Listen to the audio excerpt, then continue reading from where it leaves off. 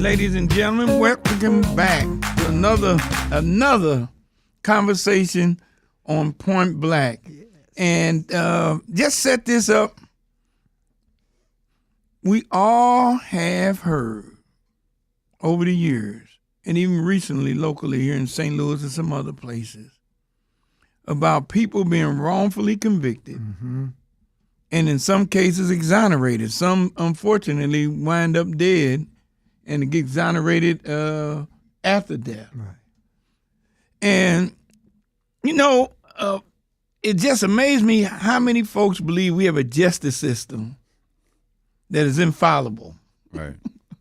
And so we're going to talk about that. My name is Adolphus Pruitt, and I am Daryl Gray. And my name is Obie Anthony. All right. Oh, boy. Daryl, let's folks, we want to introduce you to a gentleman, native St. Louisan, Kinloch, as a matter of fact. Yes. Grandmother here, no longer with us, but here, God rest their soul. But his name is Obie Anthony, and he's the founder and executive director of Exonerated Nation. I'm not going to read all of this because we're going to jump into this conversation because, ladies and gentlemen, you're about to hear a story. You're about to hear a story of conspiracy, setup, wrongfully convicted, incarcerated for 17 years, exonerated, sued, and successfully, and exoneration, just can't say exonerated, but exonerated has been stamped with the clause of how would I put that, the good stamp clause, because also after exonerated, sued the state and local governments who did this to him and was successful there. Correct. So the courts at one point in time wrongfully convicted him, and then unconvicted him, and then at the same time recognized that he was wrongfully convicted by ensuring that he was adjudicated in the civil courts and won successfully. Yes. So I'm going to matter of fact, what I'm going to do first is, because Obie, the guy sitting next to you, Reverend Daryl Gray, has been in this fight a long time, has fought for the wrongfully convicted, has given support, spiritual support to those who were murdered by the state through the death penalty. He's been an activist fighting for criminal justice reform. Well, there goes our 12 minutes. Look, I love the way you introduce me. I'm going to start paying him a little bit more. I love the way you introduce. I'm just one of the guys. Obie, I'm one of the guys. Listen, I realize, I appreciate what Adolphus says, but, I think that we want to hear from you. I think people know of, I would hope, the work that we've been called to do. People we know wrongfully convicted. We know the numbers, man. They're in our homes. They're just not folk in the community that we don't know. Right. All of us know somebody. Right. And we may not know that they've been wrongfully convicted, but in most of our homes. So I appreciate it. I mean, I work with a lot of different groups. Marvin Cotton, you probably know. Yes. Marvin, a lot of the brothers out of Michigan. That came out of Michigan and helped us with the Kevin Strickland trial. Yes. Even, with some of the brothers on death row, be it Kevin Johnson, the Chris Dunn case, so a lot of different cases. So I'm glad you said all that, because I want him to know who he's talking to. Well, he and I, we've met before. Oh, you met him before? Yeah, we had a chance. Oh, well, you know what? Show's over. Show's over. You met him. I'm like Adolphus. You were good up until then. I'm like Adolphus. I think that with our show and what we try to do on here is keep people informed, keep people educated. BJ, through BJ and Craig, we do a little entertainment, But for the most part, with people like you, people need to know your story because, as Adolphus said, when we go out and advocate for the wrongfully convicted, when we go out and advocate against the death penalty, a lot of people hear it from us, but they need to know this is real. So why don't you tell our listeners your story? And we're gonna, we might cut you off a little bit when we get around 12 minutes, but we're definitely gonna bring you back. I got tell you, us I about got tell us the real deal. So I start off. So back in 1995, I was charged with a murder, 3 attempted murders with 3 attempted robberies with special circumstances, and initially they sought the death penalty. Ultimately, I was convicted the following year in 1995. Later that year in 1995, and was sentenced to life without the possibility of parole plus 50 years. My feet touched the penitentiary grounds January 1996.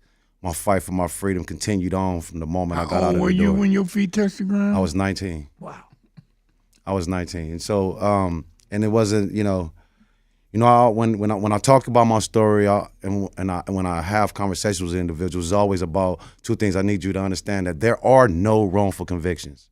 And I think that in itself is a situation and why we have such a dilemma in regards to correcting the situation. Because when I go to talk to people, I let them know that I was framed. Got you. That everything that they did, they broke every law that they can possibly break to put me in prison, while I didn't break any laws to be put in prison.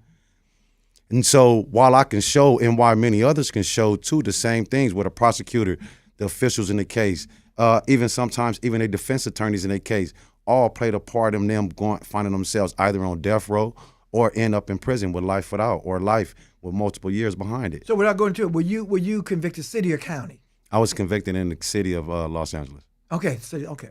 And when you say there are no wrongful convictions, and I get that part, what we're saying is that, we always say in the movement that the whole system, the whole damn system is guilty as hell.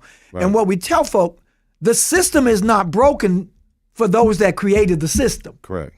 The system is doing exactly what it has intended to do. So more about yours. You say you started working to get yourself out when you hit the ground. What did that look like? Man, it was first and foremost, I had to pretend to be somebody that I wasn't. So Jared, I forgot that I was the show Pretender.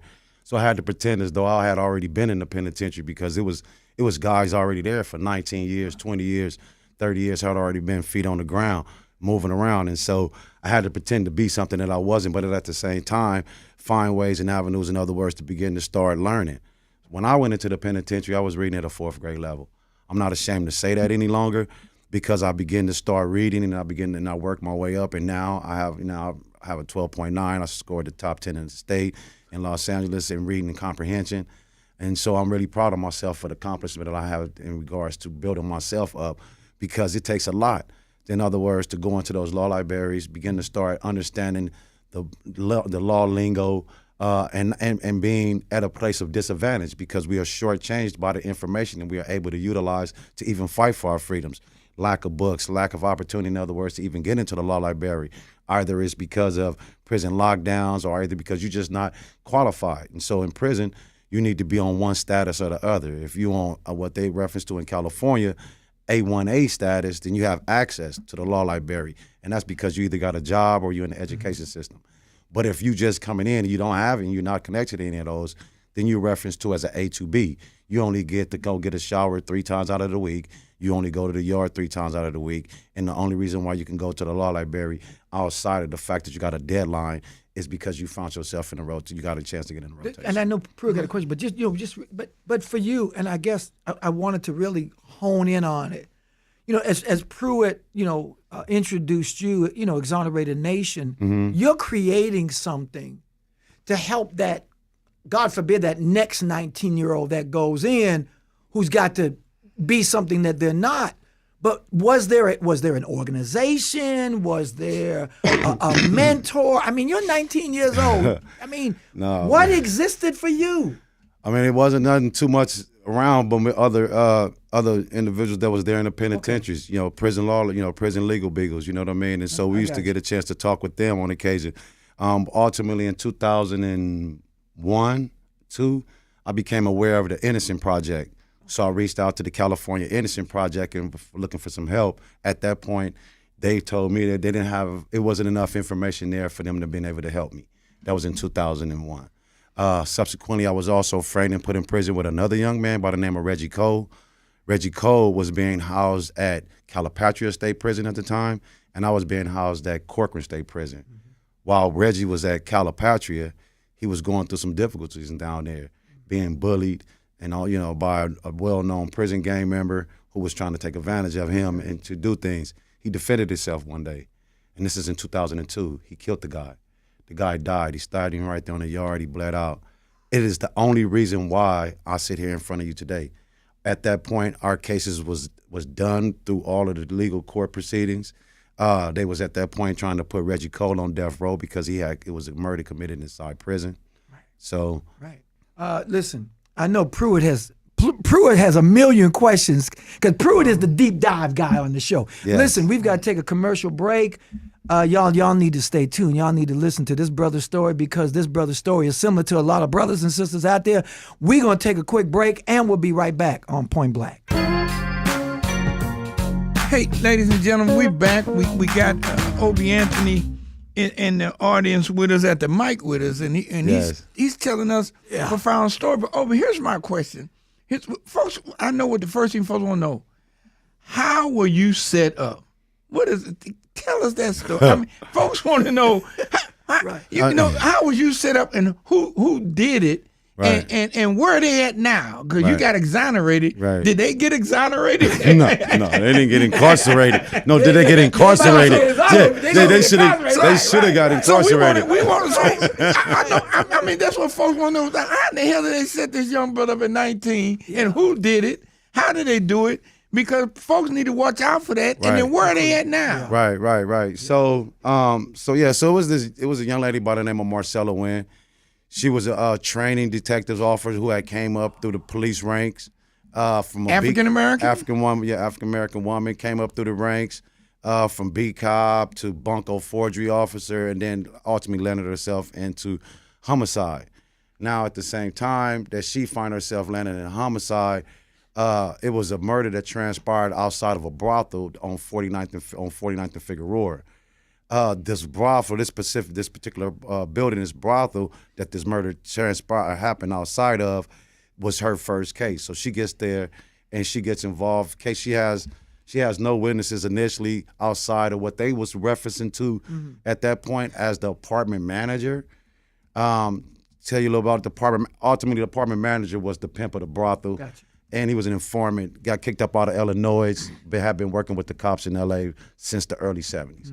But they labeled him as a apartment manager. Right. Nevertheless, so the case that's all they had. They didn't have no evidence. They had no fingerprints, no shoe prints, no reliable eyewitnesses that could possibly put me at the scene of the crime.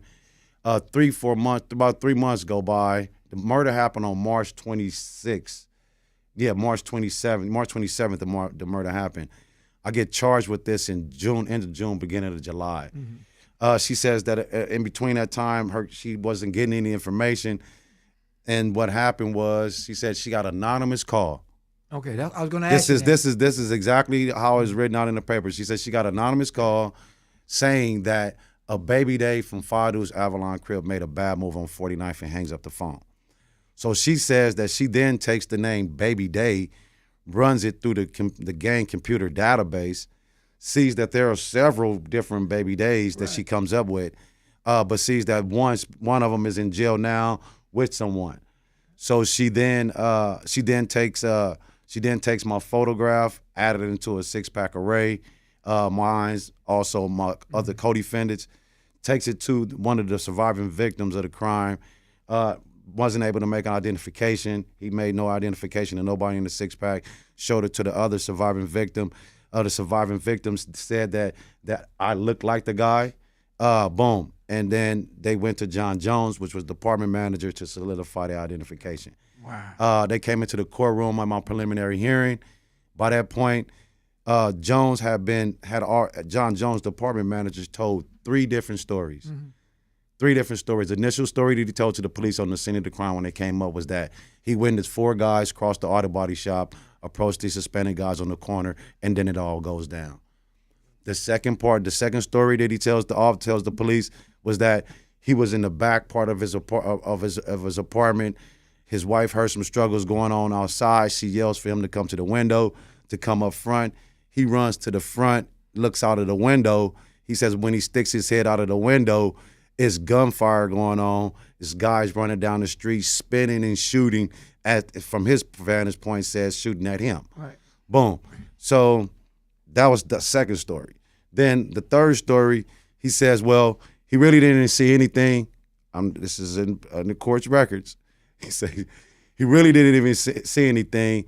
The story about, he's seen 4 guys or 3 guys. He said that the 4th guy could have been a dog, that he couldn't really see anything. Right. And so this was the evidence that they utilized to take me to trial on. And ultimately utilizing John Jones as their star witness and being able to feed him all of the information, leaving out information, a lot of information, all of the information around witnesses that didn't identify me, witnesses that said to witness other individuals that pointed out other individuals. Mm-hmm. And so never giving that information over, never adding in the fact that the night or the next morning when they went to the scene of the crime to investigate, that they went on the top of the roof and they was picking up shell casings and items off of the roof. And subsequently, it was a reporter by the name of Miles Crowens who was tagging along with them because at that time, 1994, Los Angeles was considered one of the, had a lot of murders transpiring in Los Angeles. So this is why he was tagging along with them. Well, when he was up on the roof with them that day, they was picking up shell casings. They gave one to him. Well, you want to know something? After my exoneration, doing my civil complaint, he was summoned to come in for depositions and all of those things.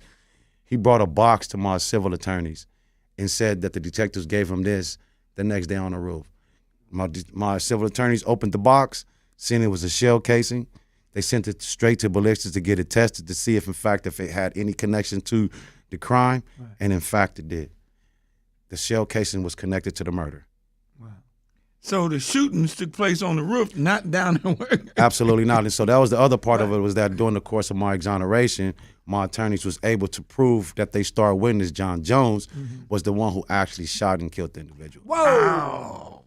That doing that they was able to show that because what happened was the Hispanic guy came, again, it was a brothel. Hispanic guy came to the brothel looking for this prostitute who he referenced to as his Machica.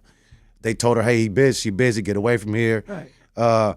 He leaves around the building because it was a videotape. You don't see anything, you just hear the audio. And so you then hear on the side him arguing back and forth, and then you hear shots. You hear several shots, boom, boom, boom, boom. But then you hear another several shots, boom, boom, boom, boom, boom. The second phase of those shots, we were able to show that those shots came from John Jones, that not only did he shoot the victim who died there on the scene, but the proof of that, it was a bullet that lodged itself went through the window of a car down the block at an angle. The guy who got killed on the ground got shot with a single shot to the back in more than a 40-degree angle. And so we was able to show all of those things. But when you say we, Obie, and it goes to Adolphus's question too, it's not the police that now go back to reinvestigate. No. Because obviously they didn't investigate the first time. Right, no. So this is you and your team. My yeah, exactly. That actually, and I think people need to understand that too. Right. That this team, so that people who are out there who may be in similar situations or have family members or friends in similar situations have an understanding that what does this team comprise of? Who needs to be in this team, Obie, to make sure that now as you are retracing stuff from years ago, right, that you're able to now piece together A, B, and C. Right. Well, the Innocent Project does a magnificent and tremendous work to free the innocent. Okay.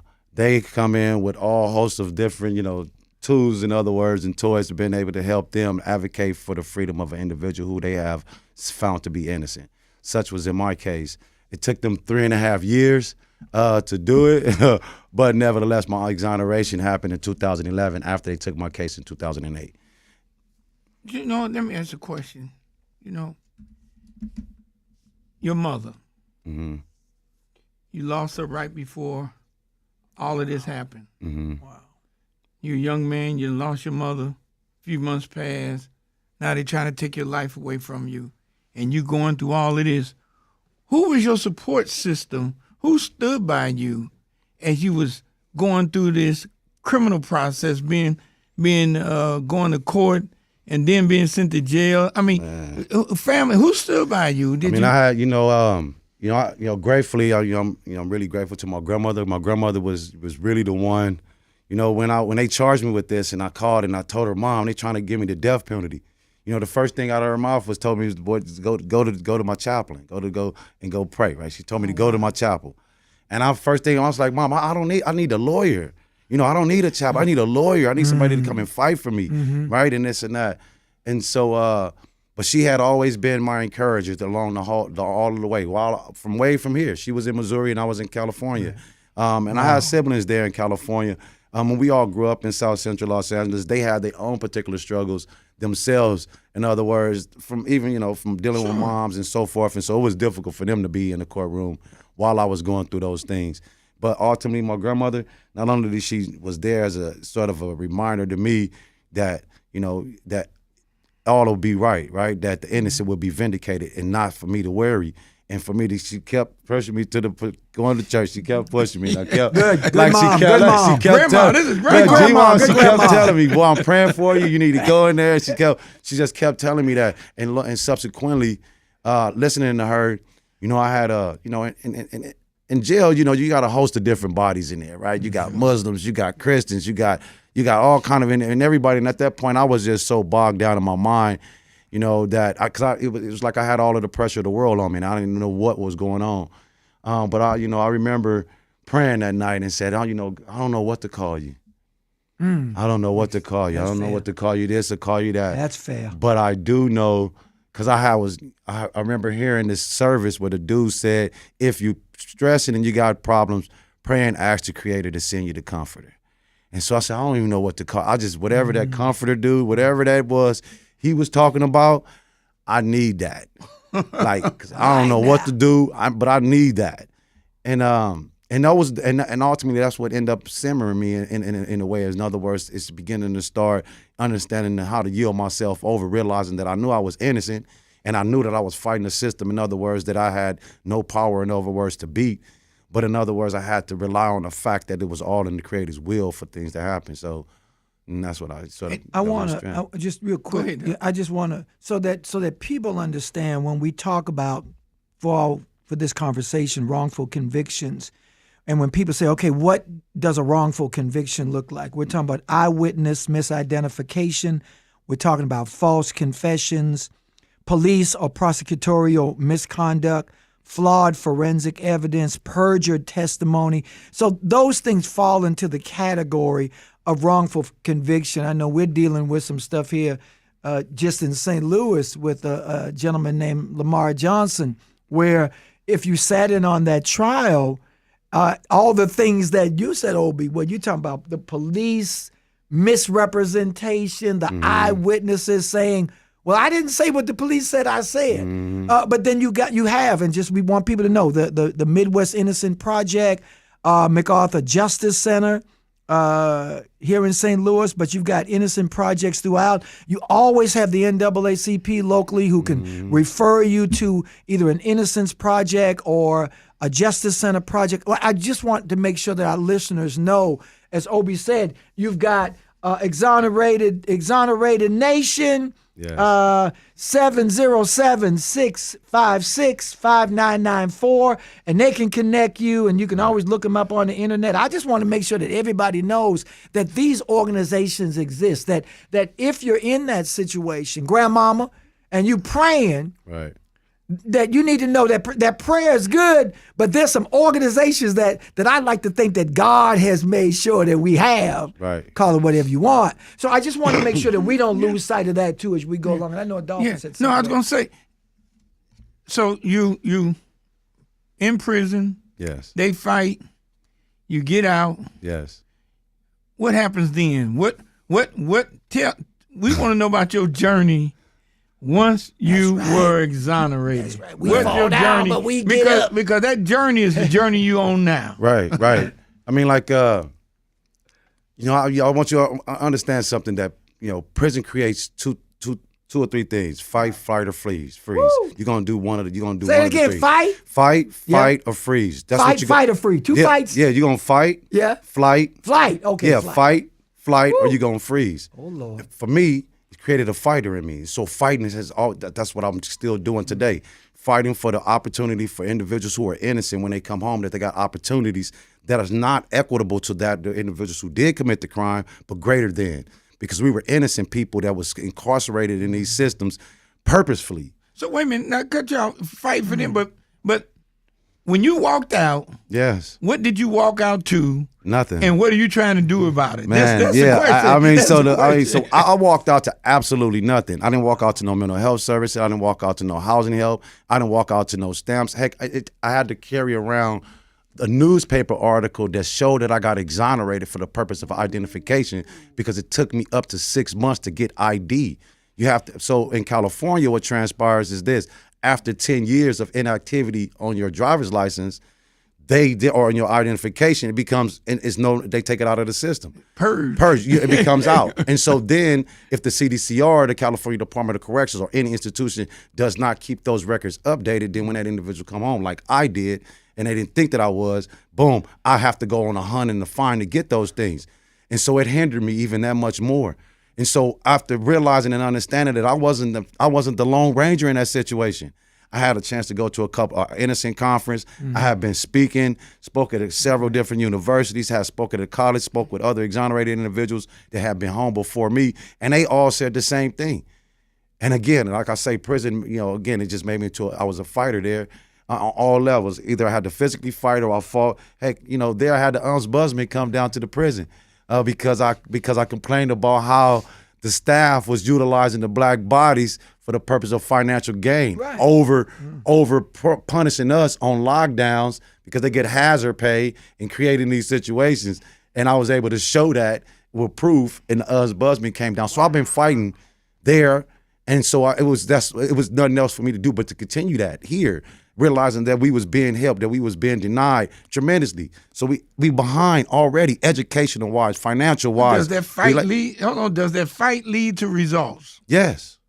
Yes. Like what? Yeah. So because of it, there is now a law in the state of California, my name, called Obie's Law. Okay. AB 1050 has passed in the state of California, which gives exonerated individuals gate money, Medi-Cal, Medicaid, automatic enrollment into CalFresh. It's expungement all the way to the Department of Justice, removes individuals from the sex registry that was falsely accused of those things.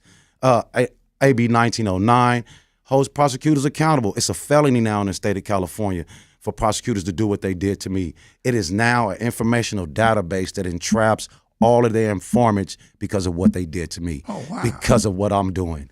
There is now a housing bill, AB 701, gives exonerated people housing up to 4 years of support, free education. Come on, Doc. Free education from community college all the way to the university level, free tuition. And as we speak, it is now going back to the state capitol February 28th to advocate for mental health. And we have an author, in other words, to manifest and make those things happen, and to continue to push forward this opportunity, in other words, to create a system for the innocent. Because the system has been created for those individuals who committed the crime, probation and parole. They are still wards of the state. They come home, they go to halfway houses, they go to transitional places. They got all of these things. No one was there to give me transition, nothing. You walked out naked. Well, I had on another guy's shirt and his pants. All right, bro. Oh, wow. I mean, people need to know. I mean, and we deal with a lot of stats. Recent independent studies conservatively estimate that between 2 to 5% of all inmates in America, 2 to 5% were falsely convicted, with some estimates reaching up to 7%. That means that somewhere between 2,000 to 7,000 moms, dads, sons, daughters, be it Missouri, Kansas, Iowa, Nebraska, it doesn't matter. And based upon the stats, after a conviction, it roughly takes 7 to 10 years for an innocent person to be exonerated. and the process is expensive. Exactly. Those are the stats. Right. You were in for how long? So I was in for 17 and a half years. Went in at 19. Yes. 17 years in there. Mm-hmm.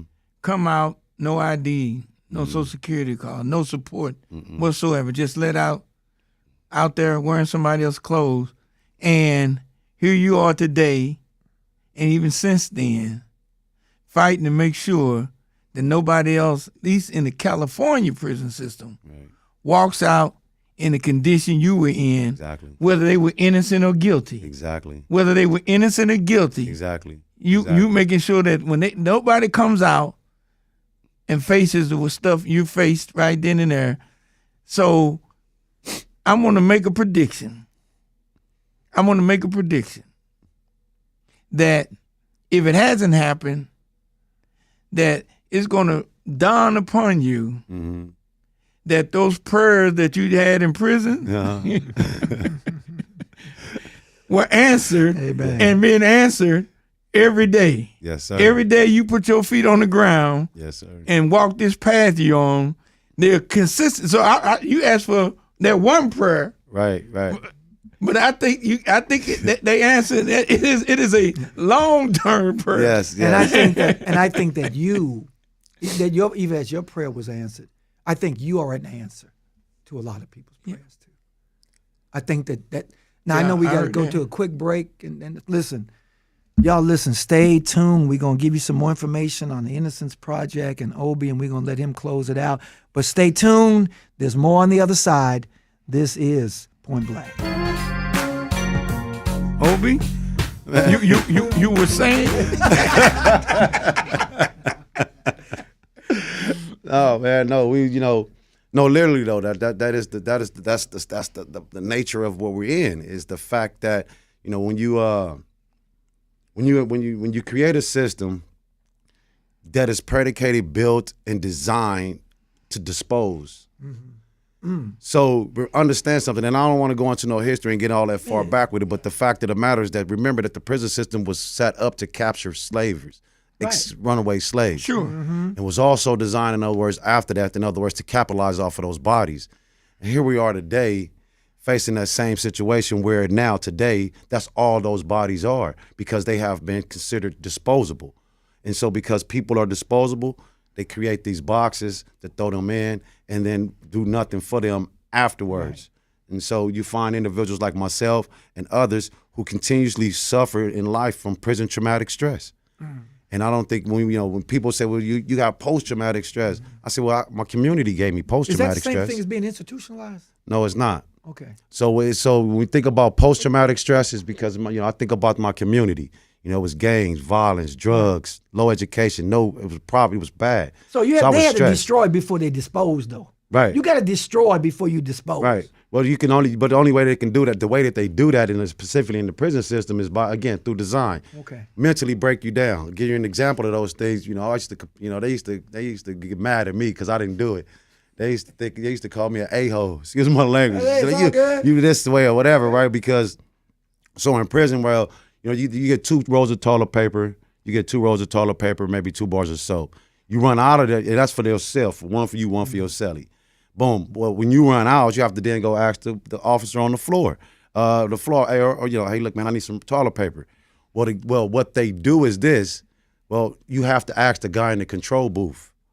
So again, to mentally break you down, in other words, to have you look up to someone in authority to say yes or no about something as simple and minor as toilet paper. And so again, they create this sort of breakdown mental thing, and they do it in other ways, in humiliating ways. They strip you out to your birthday suit on the yard. They make you they send you out there in the day room in front of everyone in the same manners. And so they do things to degrade you, to break you down spiritually and mentally, so that you can be a broken person after you've been disposed of, and they put you back out here to continue their efforts, in other words, to keep their monies going, to placate, in other words, to help what they argue about recidivism. I'm gonna read something to you. It relates a little bit because we're talking about policy and culture. Yes. Right? Yes. We're talking about the need for the change in culture. Mm-hmm. And the police chief in Memphis went before the Memphis city council yesterday, and they asked her some questions, and here's the response. I want you to hear this. She says, culture is not something that changes overnight. You know, there is a saying in law enforcement that culture eats policy for lunch. We don't just have good policies because policies can be navigated around. Then she went on to say, we want to ensure that we have the right people in place to ensure that our culture is evolving. Mm-hmm. It is changing the philosophy that we're talking about. The reforming and reimagining of what policing looks like in our community.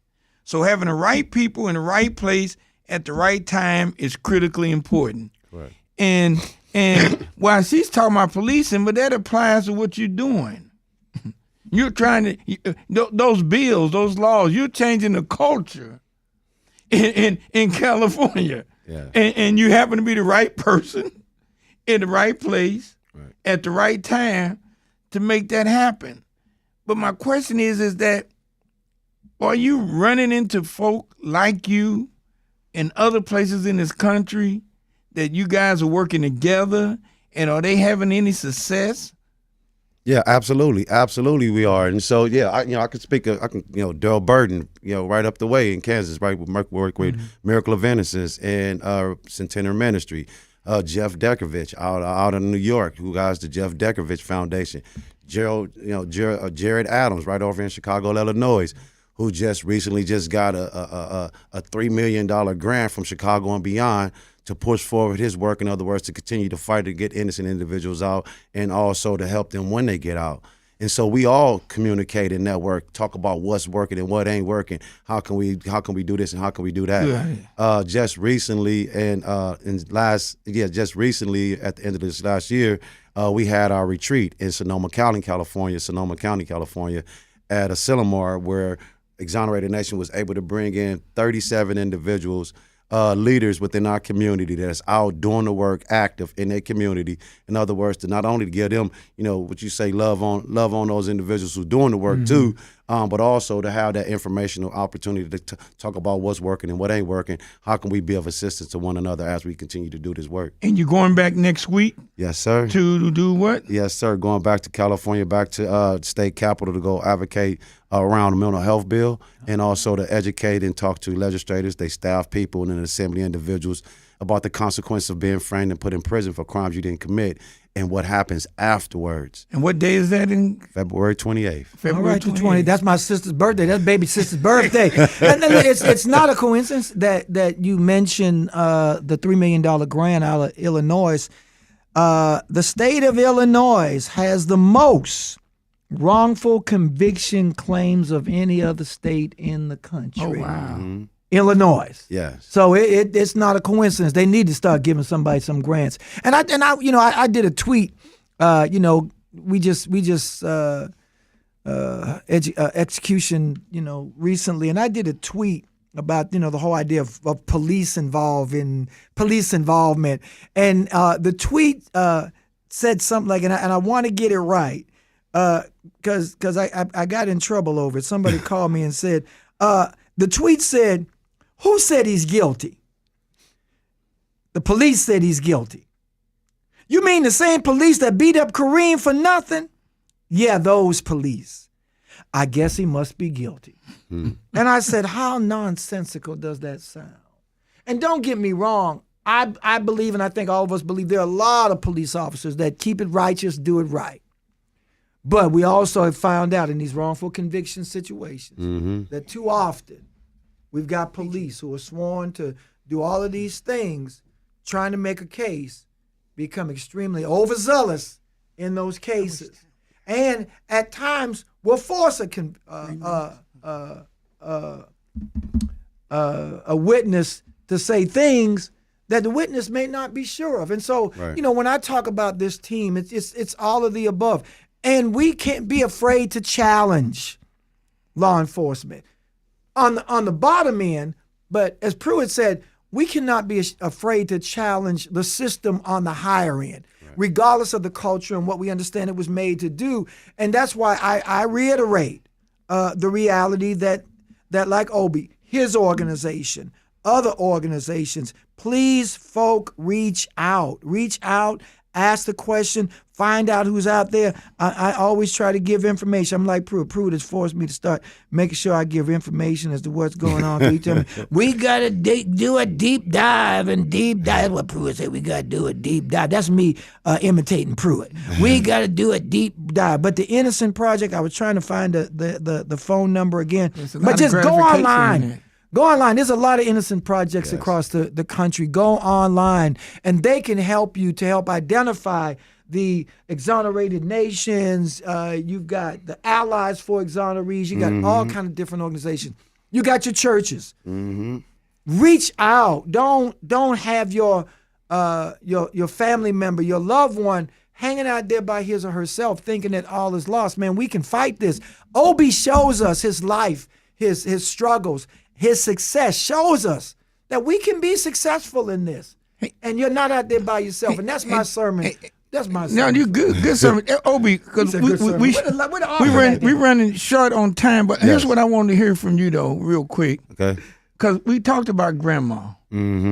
She's no longer with us. But when you got out and did your work, you came back to St. Louis to do what? Take care of her. I had to come back. Well, the first thing I did was, her grass was a little high, so I went and got the thing and tried to cut the grass. There you go. Tender to the lady who tended to me. Love on her like she loved on me, and have an opportunity, in other words, just to sit next to her, listen to some of her things, because being in there, one of the things I said to myself that I'm going to do when I come home, I'm listening to my elders. And you mind sharing her name? Yes, her name Lorena. Yeah, she was Missouri. Lorena Anthony was her name. Rest in peace, Mom. And she was, avid church going lady. She kept her boy. She had 8 kids. 7 boys and a girl. My Aunt Cynthia, and so she was really she was the rock that kept me grounded while I was in that box. So and folks, reason why I wanted to do that, because folks, I want you to understand that grandmas are still important in this world. Grandma. Yeah. Even if grandma is 36 years old. Right. Grandma's I'm sorry, did I say that?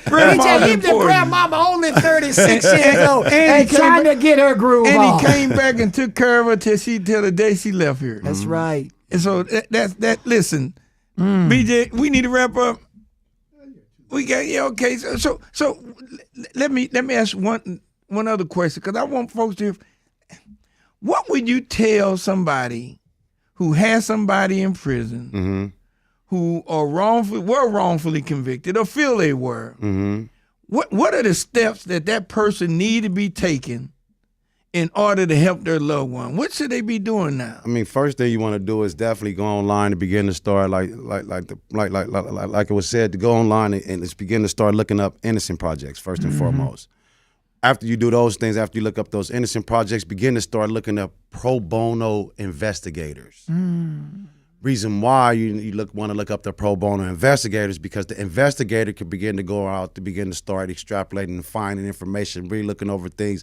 So when the innocent projects or Justice Leagues come and get involved, you're already equipped and set with a set of information you'll be able to pass on, and you'll have an investigator on board. One of the issues that the innocent networks have is being able to pay an investigator. So if you get out in front of that and help them out in respect to that, then you can be a little bit more of a help to the individual who's suffering in the box. And how do they support them mentally to keep them believing in tomorrow? Well, one of the things my grandmother used to tell me, go to church. Go to church. She used to tell me to go in there, go to chapel, go talk to your chaplain. But but honestly, what you want to do though to keep them up is to write them letters, send them cards. You may not be in a situation where you can always send a package or always send money, and it's not about that. So you don't have to be concerned about always having to do that. You want to maybe just send a letter. How you doing? Check in with them. Maybe if you haven't heard from them in a period of time, call the institution to find out if they okay. Because they do put people in solitary confinement and somehow or another lose track of them for a while, and when you see them again, they're not the same. Listen, we're going to have to close out on that note. Remember, when we talk about wrongful convictions, we're not talking about just adults. We're talking about youth as well. We're talking about young people as well. So be mindful of that. Listen, this was a great show, Adolphus. I'm telling you, pulled it off again. Brother Obie, listen, you're one of my new heroes, man. And we just appreciate you. Again, his organization, Exonerated Nation, 707-656-5994. Remember, if you want to leave a comment or ask a question, go to the iHeartRadio app. And up in the corner, there's a little tab. It is the, what you call the tab, BJ? The talk back mic. I know it's a talk back mic. You hit that, you talk back, we'll talk back at you. This has been another edition of Point Black. We'll see you later on the radio.